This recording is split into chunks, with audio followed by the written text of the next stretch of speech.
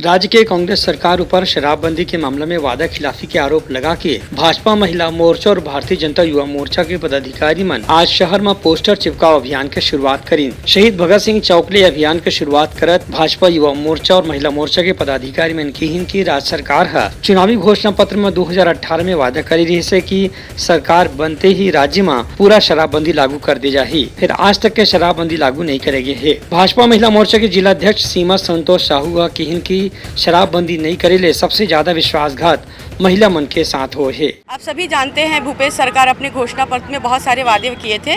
उनमें से एक वादा उन्होंने ये किया था कि पूर्ण शराबबंदी करेंगे, पर वो अभी तक तो शराबबंदी नहीं किए। पर महिलाओं का जो विश्वास उन्होंने जीत कर वोट लिया था, आज वही महिलाएं जागरूक हो गई है।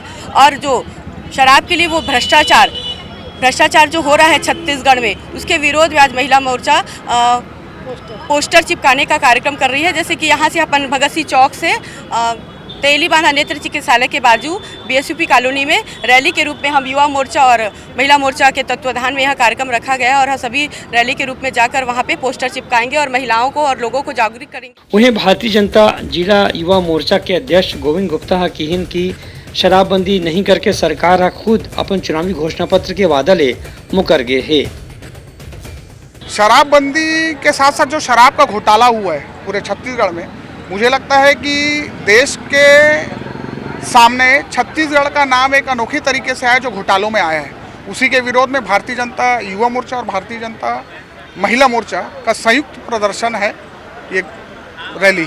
ये मामला में भारतीय जनता पार्टी युवा मोर्चा और महिला मोर्चा के पदाधिकारी मन के कहना रहने के अवैया दिन में पूरा प्रदेश में शराबबंदी के वादा खिलाफी के मुद्दा लेके आंदोलन ऐसने और तेज करे जाही। ब्यूरो रिपोर्ट, उतलंघा न्यूज।